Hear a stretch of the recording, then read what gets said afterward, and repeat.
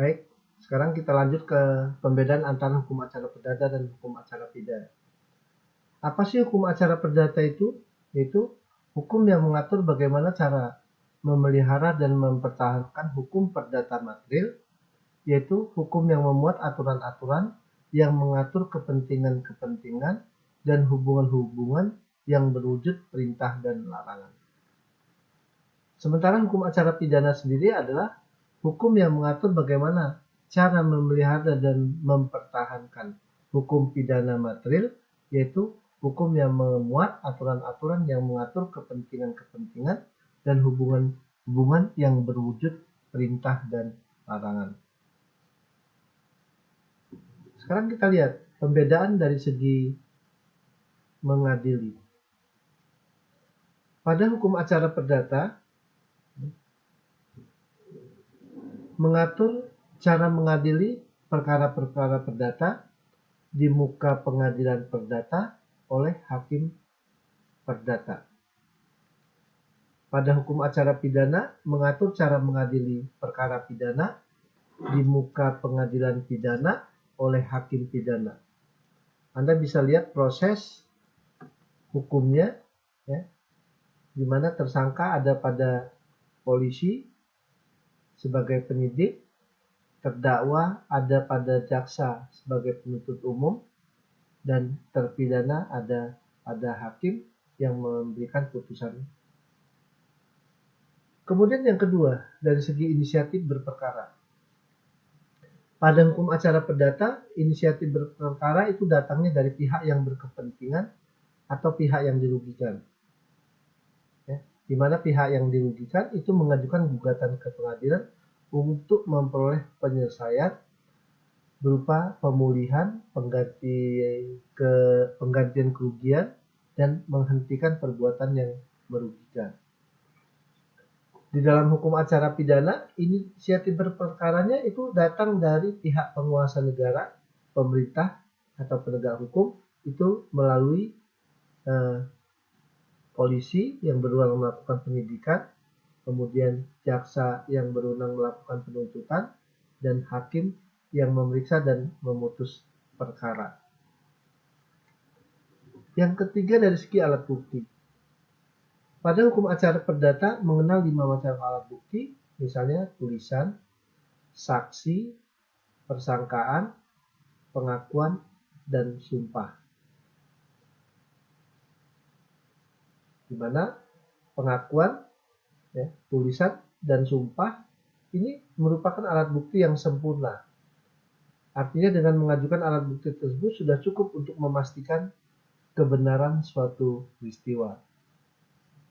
Sedangkan pada hukum acara pidana, ya, ini juga mengenal 5 macam alat bukti, ya, sebagaimana diatur dalam pasal 184 KUHP.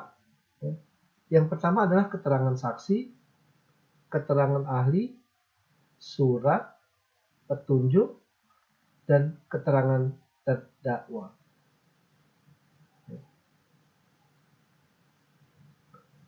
Kemudian dari segi penuntutan. Dalam hukum acara pidana, pihak yang mengajukan perkara ke pengadilan disebut dengan jaksa, sedangkan polisi melakukan penyidikan, ya, untuk memenuhi syarat agar supaya perkaranya dapat diteruskan ke jaksa guna dilakukan penuntutan. Sementara pihak yang diduga melakukan kejahatan, tindak pidana, itu disebut dengan tersangka.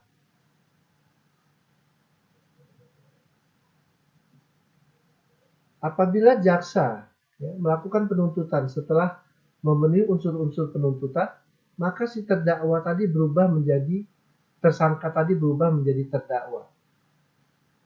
Dan apabila hakim memutuskan bahwa yang terdakwa dinyatakan bersalah, maka terdakwa berubah status menjadi terpidana.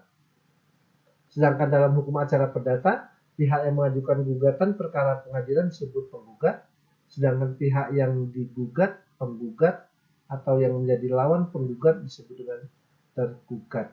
Jadi dalam hukum perdata kita mengenal hanya penggugat dan tergugat.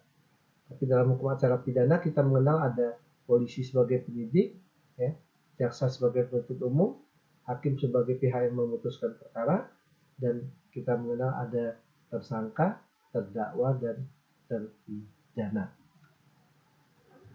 Dari segi penarikan kembali perkara, ya, di dalam hukum acara perdata, ya, sebelum ada putusan hakim, para pihak masih diberi kesempatan untuk menyelesaikan di luar pengadilan. Artinya menarik kembali perkaranya untuk diselesaikan di luar pengadilan. Pada dalam hukum acara pidana tidak boleh dilakukan perdamaian. Sekali diproses untuk dituntut di pengadilan, harus diselesaikan sampai ada putusan hakim. Ya. Kemudian dari segi kedudukan pihak-pihak, dalam hukum acara perdata, para pihak mempunyai kedudukan yang seimbang, ya, dan hakim bersifat pasif, itu hanya menilai berdasarkan alat bukti yang ada di dalam persidangan.